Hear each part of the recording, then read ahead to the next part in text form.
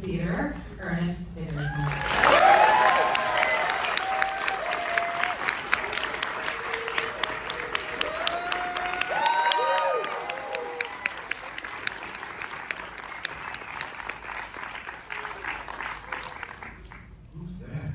You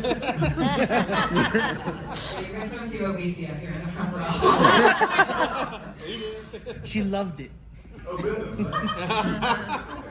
We'll have you stand up in a second so that we will know.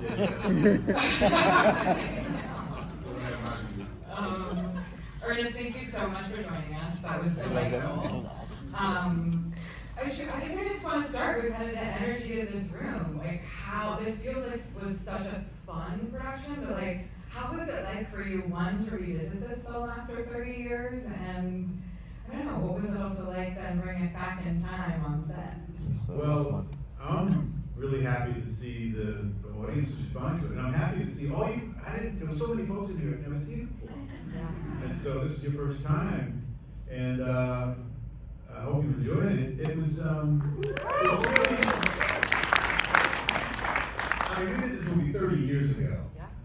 And it kind of like went under the rug for a little bit, but I kept running into people telling me how much they loved the film. And then in the past couple of years, it started getting a lot more press, a lot more publicity, you know, movies that you missed that you should have seen.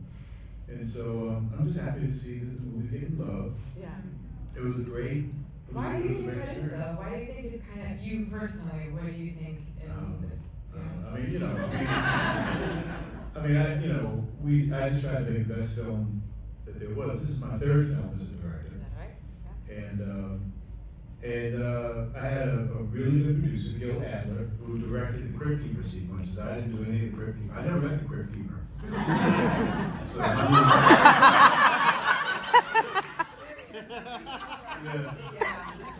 So Perfect time.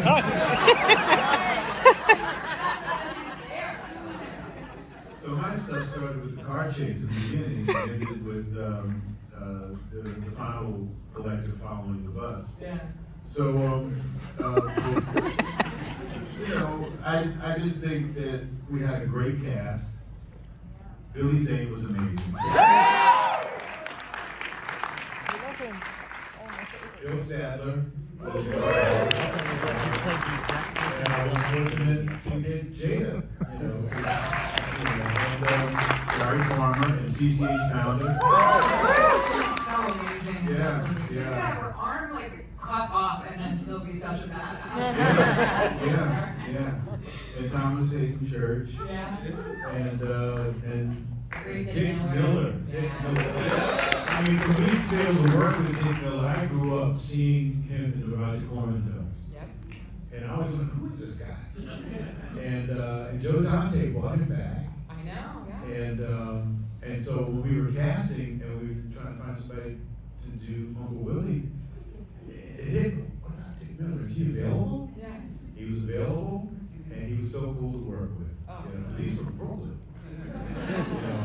We know him from movies in Hollywood. He's a Brooklyn guy. Yeah. So it was so cool, but you know, Billy had the right attitude. You know,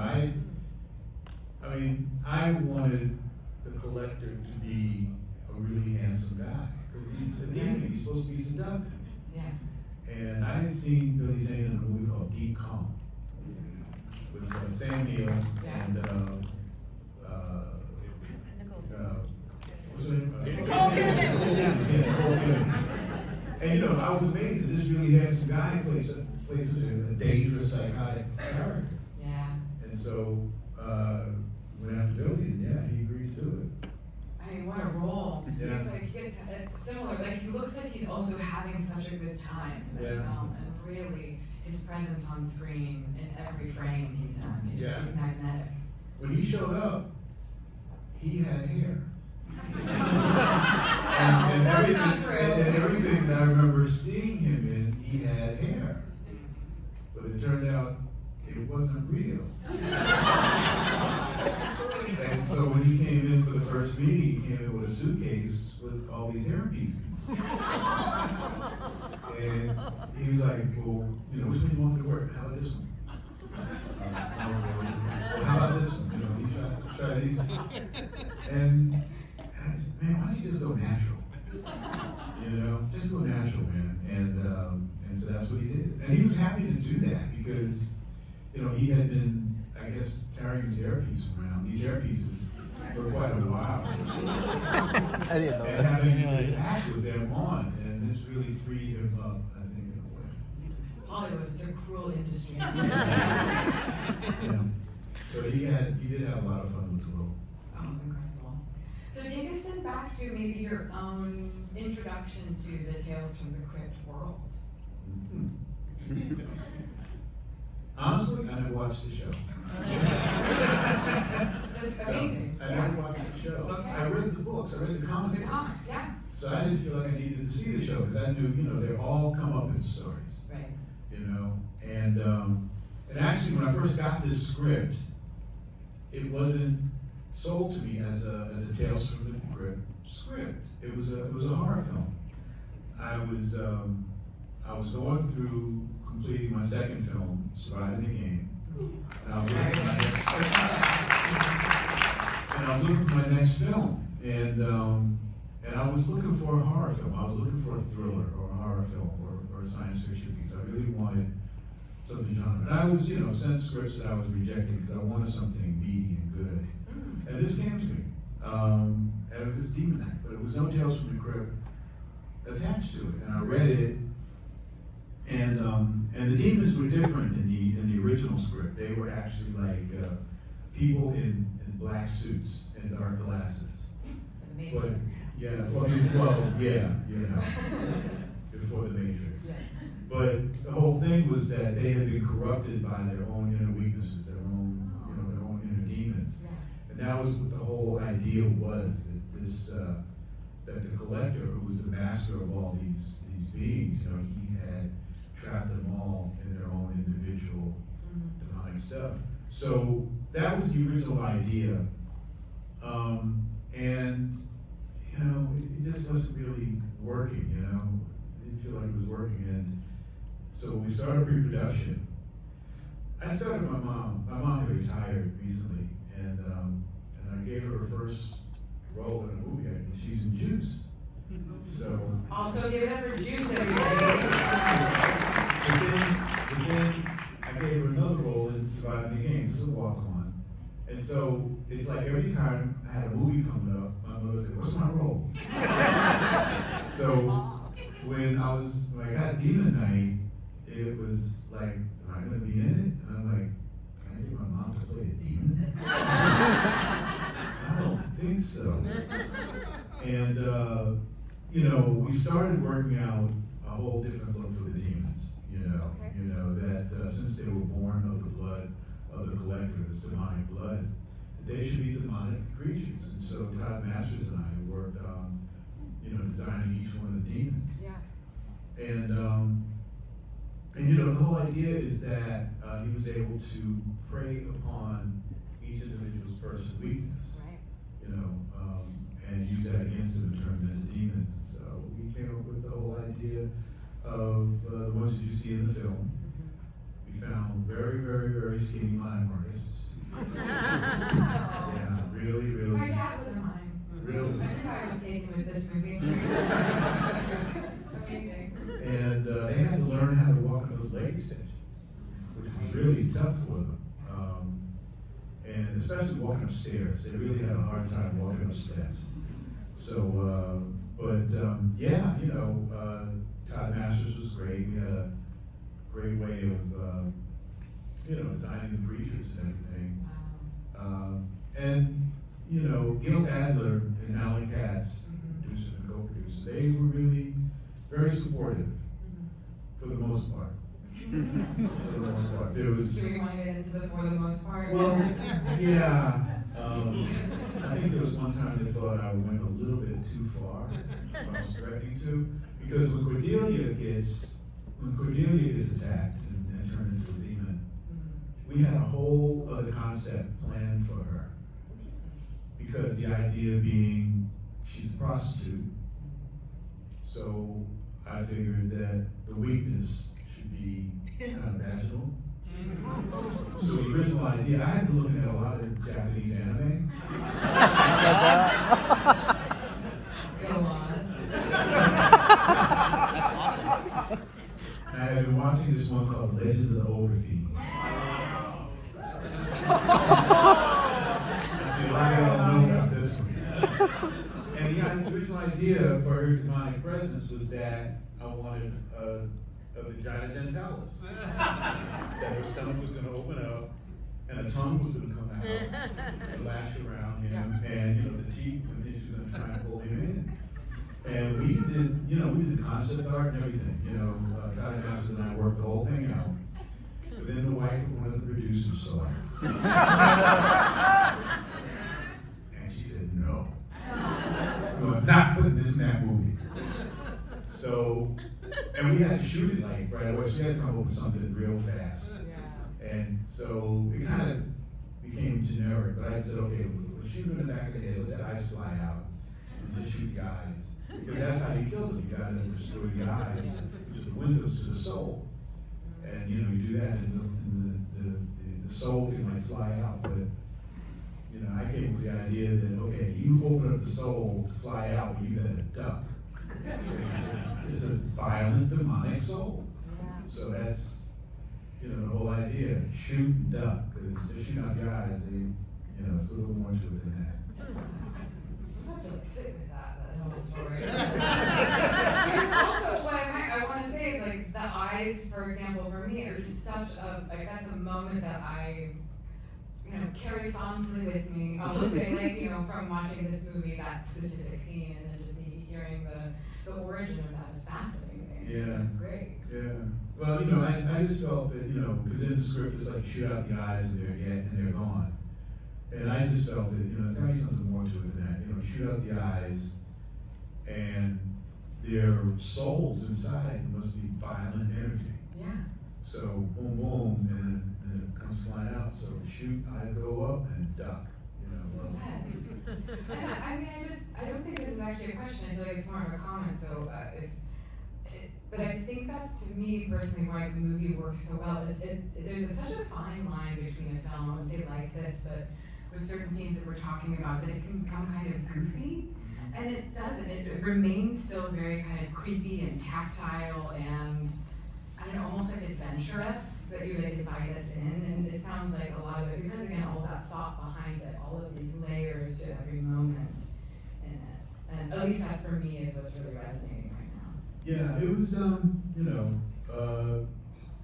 they were hoping that this would be a whole series of Tales from the Crypt films. There's one other one that came afterwards that wasn't as successful. But, I like good horror concepts, and the screenplay a lot of times is like a stepping off point. Yeah. A lot of the humor came out of situations, a lot of it was script, some of the stuff was scripted by Alan Katz, because he, Tales from the Crypt film shows always had an interesting sense of humor about them. Absolutely. So, yeah, Alan's gonna put some of that in the movie. Yeah. So, but Billy made up some of his own stuff, the whole, the sponge coming out of his mouth. Billy. And it makes sense. Absolutely. I love it so much. So then also then talking about the visual palette of this film, you being a cinematographer, obviously there's such a look to this movie. Can you talk about the approach that you took? Even just hearing you talk about, I wanted to do a genre film as my next film, that to me also signals you wanted to try something different, or not to put words in your mouth, but just kind of thinking about how did you approach this visually? Well, I think that each film should have its own palette. It should have, which is part of its personality, its own color signature. As a cinematographer, it's something I always try to do. Do the right thing, have its own signature, More Better Blues, all those films. And I really got that from reading interviews with John Huston, because when he started dabbling in painting, he believed that each film should have its own personality. John Huston really did a lot of color experimentation in the films that he did, and did a lot of work with cinematographer Oswald Morris. And it started in a film he did called Moulin Rouge in the early 50s, where they really tried to get the feeling of the paintings of, paintings of that time. And so they studied the paintings and saw how to do it. They were using strip Technicolor. The next film he did was Moby Dick in 1956. And they were trying to replicate the look of the old sea paintings. And so they had a whole process that they used there where they actually had the color, but they had a color print, but they also had a black and white print. They sandwiched them together and they printed those together to get a very saturated look. Yeah. So all the films that he did, he had this idea, each film should have its own color palette. So when I started shooting, that was my idea also. So the idea with this, the lights go out, and it's dark, and it's supposed to be kind of cold and scary, So we were playing a lot with semi-silhouettes, high contrast lighting, and pretty much the color blue. So, I broke it up. Like when you notice that when Cordelia is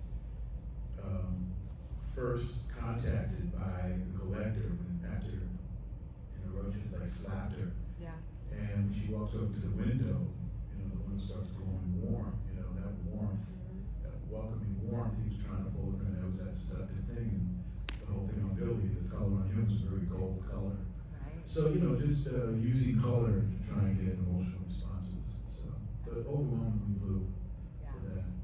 And wonderful pops of neon. Know what's going on. It's beautiful. That's such a wonderful film. I want to open it up to audience questions. We have a little bit of time, but before we get there, maybe I kind of also want to go back to not like the special effects, but also just again the practical effects of this film. And it sounds like the story you were telling before, okay, we had to change, Cordelia really quickly, and you crafted all these, together with the team. What was it like working with the team creatively, also like on a larger scale, to come up with these very signature effects? Well, it was, the crew mostly came from the Tales from the Crypt. Right. Rick Boda was the cinematographer for the TV show. I bought my own production designer. That was Christian Wagner, who had done Surviving the Game. And I bought my own camera operator from New York, Phil Odeker, who had been operating for me on some of the films that I had shot back in New York. But Top Masters, we met, we bonded, we were determined to really do a great job with this. So we just had a, pre-production on a film is so much fun because that's where the ideas come from. All the major decisions are made before you go to camera, really. And so just trying to figure out what this world would be like. It was, the first thing that I had to contend with was it all takes place at night, one night, and we were going to be shooting for 40 days. Wow. And I did not want to shoot for 40 nights. A crew at nighttime, you reach the point of diminishing returns because everybody's on daytime schedule, at night, and plus in the desert, it was going to be miserable. So I really asked them to see if we could find a sound stage where we could do the whole thing inside. And so we actually looked, and finally they found a decommissioned airplane hangar at Van Nuys Airport. And that's what we used. It was a decommissioned hangar. Christian, we went in, Christian, the idea was that it was going to be a motel. Christian came up with the great idea that, what if it used to be a church? So it's kind of like, since we talk about demons and a demonic thing, and it's all taking place in a place that used to be the house of God, but now it's just totally the house of something else. And so we built it in this decommissioned airplane hangar. And it was actually a beautiful set because it was made, the exterior was made to be shot from one basic angle. And then the interior was the same spot. And we had the ground floor, the stairs go up to the second floor, and each one of those rooms. And most of those were in that one standing set. Yeah. And it worked perfectly because we could have regular hours. We had total control. Yeah. And then other sets, like the basement set was another set on the side. The World War I set was kind of over there. The crucifixion scene set was another, we had all these sets in this one area, which was really cool. And the crew could have regular hours, start at 7 a.m. and go until 7 p.m. And so, so a lot was happening while we were shooting the movie. The whole OJ thing was happening. Because my sound man had a little portable television on the sound and he was watching the whole OJ chase. So in between setups, we would all run over to see what was going on. That's so elegant. And, but it just gave us so much control that we had in there, and we didn't have to worry about dealing with the weather and all that other stuff. The only thing we had to worry about were birds. There were birds that were living up in the rafters. So we were trying all kinds of ways to shut the birds up because they were chirping like crazy. So, a lot of times, roll camera, and clap it, and you shoot off a gun. Bang! The birds be quiet for a little bit. Then the birds got smart. After a while, they started, forget the gun, so they found some sort of ultrasonic thing to go off. But long story short, in sound editing later on, it was a tough job. Because, there was still a lot of birds. Yeah, birds don't really work with like a demonic hotel. Yeah. But it was great because, when the D was coming up, we had total control of that whole area, the floors and everything. And actually, when it blows up at the end, we combined a miniature explosion with a real explosion that we did in this actual set. So we actually cut from one to the other, which really helped make it work, I think. So. I would imagine that kind of like little containment of the set and we call it like that energy made for a bonded team. Would you agree? Yeah. Yeah, it was great. It was, and the producers stayed away. Gil was there. Gil and Alan, they were there to support me, but I didn't have to worry about Joel Silver until post. And I never met the other guys. I met Zemeckis when we started test screening the film. They were also all producers on the show. Yeah. Dick Donner would come in the editing room and hang out in the editing room a couple of times. It was so interesting because I found out those guys, they never agreed on anything. They were producing all this stuff. They never agreed on anything. And Dick Donner he was a beautiful guy. I love Dick Donner. He would come in and hang out, and then that one scene where Brenda actually sits on the table, and CCH Donner comes up and says, "Get that pussy off the table." They said, "I hate that one. I hate that. Cut it. I said, they got a big laugh in the preview screens. Oh, it did? Okay, keep it. So, and you just never know what was That's the best one of the movie. I would like to open this up to a few questions from the audience. Any that might have one? Anybody? Okay, and let's just make sure it's a question, right here. Real quick, you mentioned you started but didn't finish how the movie started as a horror film and then ended up as a Tales from the Crypt film. Yeah, well, what happened was that when I told my agent I like the script, I want to do it. I said, you want to be on it? Oh, by the way, I didn't tell you, it's a Tales from the Crypt film. I said, what do you mean? It's Tales from the Crypt, it's a television show. She said, yeah, well, they want to start making movies. So I said, okay. So I went in to meet, and had a meeting at Joel Silver's offices at Warner Brothers Pictures, and met with Gil Adler and Alan and some of the co-producers and stuff. So that's how I found out about it. But the script was really given to me as a horror film, as an independent, standalone horror film.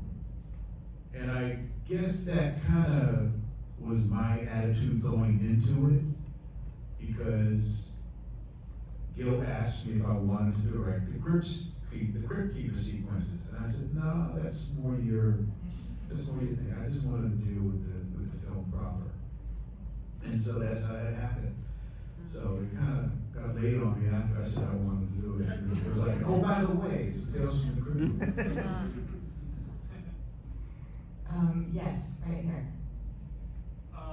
So sorry that Cordelia scene I can't, but like the Danny sequence is probably one of my favorite films or film sequences. Just the creature effects were great. So what was that sort of like leading up to filming that sequence? That was the demon that was really wanted him to torture poor Breaker, so his tongue goes into the hole in his chest. It was great. I just had this crazy idea that I had to make sure I had to get the sneaker shot. I wanted to see, after he blows up, I wanted to have a high top sneaker just and we're doing it all, and I was running out of time. And so I brought my editor, Steve Lovejoy, in to do some pickup shots. And I told him, I said, man, get my sneaker shot. You gotta get that kid's high top, drop him on me. And so he did, because I just thought that was a good coda for Danny. Poor Danny. Yeah, I'll be right here. Is there any scene you shot but you had to cut at the end that you remember? Yeah, at the beginning, there's more in the diner of Danny's parents. There's more of them in there, and more of Danny. But, when you're putting it all together, you want to get to the story proper. And the original idea at the end is that we see what the demon really looks like. And the original idea really was to try and make a creature of pure fire. But it wasn't working because this is pre-CGI. And it's kind of an effect that really needed CGI for. So we were trying all kinds of visual effects, playing with flames and everything. And it was working, but it was not anthropomorphic. It wasn't human, and it seemed like the audience really wanted to see the demon get his comeuppance. So we abandoned that idea and went back and reshot the ending with with the whole disco sequence and everything. So we redid it that way, and I wanted to give a glimpse of what the real demon looked like, and that's what you see when Billy Zane's character is disintegrating, and then in the final moment he turns into like this gigantic thing. Yeah. And I wanted to come up with something demonic. And to me, one of the scariest depictions of the devil I've ever seen is from Fantasia. So the idea, it was actually a rod puppet inside a miniature set of that part of the hotel, and we blew it up, and we actually had Joe Viscoso, visual effects explosion guy who masterminded all the early explosions in Star Wars, all those space battles, the explosions. Yeah. That was him doing that, and Jim Danforth came in also, because it was a rod puppet for the final look of the demon, and he was there. And I don't know if you know who Jim Danforth is, but he was kind of like Ray Harryhausen's successor. Yeah. he studied under Harryhausen, and he actually got an Academy Award nomination for a movie called When Dinosaurs Ruled the Earth. He was another stop motion visual effects artist. So, you know, it was cool because these are guys that I read about in Cinefantastique and Fangoria and stuff. And you get a chance to actually meet them in person. It was pretty cool. Yeah, that's pretty cool. but we had to come up with a demon that was more Right. human-like. So we went back to Billy, and you know, we did that whole thing. Wow. I feel like everyone's gonna go home and also now watch Fantasia. Yeah. And I don't walk out sequence. It scared a little bit less. Oh, no. It's true. Well, then maybe as we kind of wrap this up, clearly, like so much influences you in your work and what you watch, and I like to sometimes bring it back to the video store. But are there other films that, so it's like a two-part, are there other films that you watch that you could think of that maybe influence some of the visuals in this movie? And then a follow-up would be, what do you recommend to an audience to another spooky season movie they should watch? Well, spooky season movie. You see my other film, Bones. We'll also have you back for that. Okay. Bones is near and dear to my heart. It was, I got Snoop was the best. And Yes. he ain't seen nothing. He's seen Snoop blush after tasting damn Greer. That's all you have to say, so you bring him back. Mic drop, we're good. But yeah, some good movies to look at. Prince of Darkness by John Carpenter. The Thing by John Carpenter. Better. Del Monte Del More.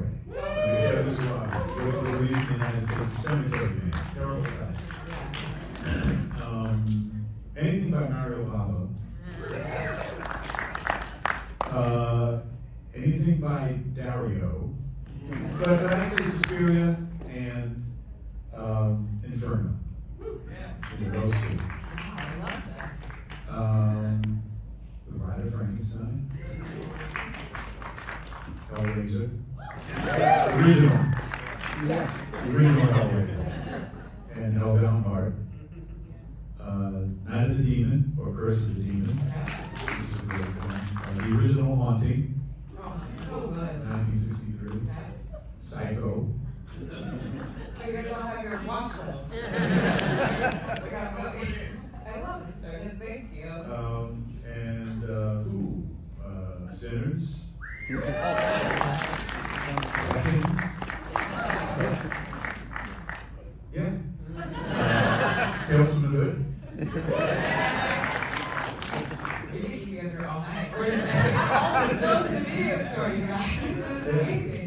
Ernest, this has been such a treat to have you here and to talk about your work. We hope to have you back very soon. It is truly like a delight. Please give it up for Ernest. I'm the wrong movie. It's streaming. On physical media.